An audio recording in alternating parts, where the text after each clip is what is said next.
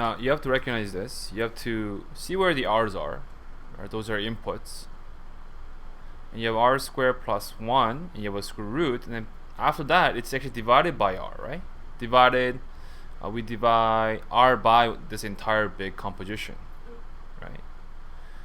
So really what we have here is this is a function of, let's say u is a function of r, and this is also, v is also a function of r. And we are dividing the two, right? But this is a composite function.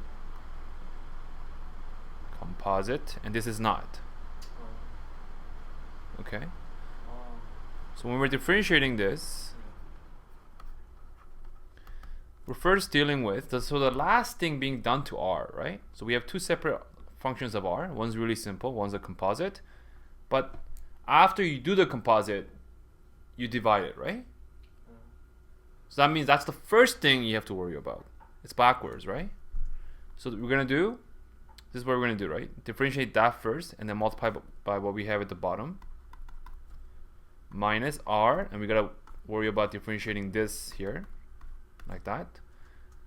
So I'm just putting tick marks, just indicating where I have to differentiate. But the only thing I'm doing right now, the one thing I'm doing is quotient rule. The denominator now has to be squared, like this, right? Now worry about each individual derivative of the top. So this is the derivative of the top, this is the derivative of the bottom. So you get 1. Here, recall that I highly recommend it to the derivative of this is this, right? So I'm going to use that shortcut. But I have to chain it, right? Because I just differentiated this function here. But inside the function, we have a composite function of r squared plus 1. So we have to multiply this by the derivative of r squared plus 1. This is what chain rule is telling us to do. Back up. Quotient rule involves differentiating the top and the bottom, right? But in the quotient rule section, all you did was differentiate simple functions. Now we have a composite function at the bottom. So you do the quotient rule first, and then when you're trying to finish the quotient rule off, we are dealing with a chain rule here.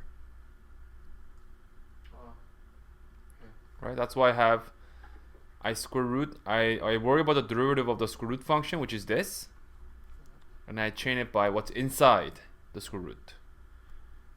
Right? Which is, this is going to be 2r if you differentiate r squared plus 1. Okay, and then the bottom stays the same.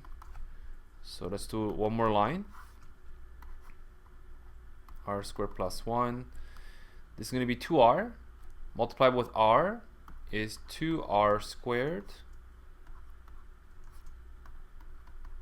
That gets reduced. And we have to simplify this. This is a compounded function, a compounded fraction, right? So how do we simplify something like this? Okay, so we can add the top. The common base needs to be this, right? So then this right here needs to be multiplied by exactly what we have in the bottom. So it's going to be r plus 1 minus r squared. So that's nice. That cancels out. So we have 1 over square root of r squared plus 1 times by the reciprocal of what's at the bottom here. So you get 1 over r squared plus 1. This is going to be square root of that. Okay, if you combine it. Because this right here is equivalent to, look, isn't that equivalent to this?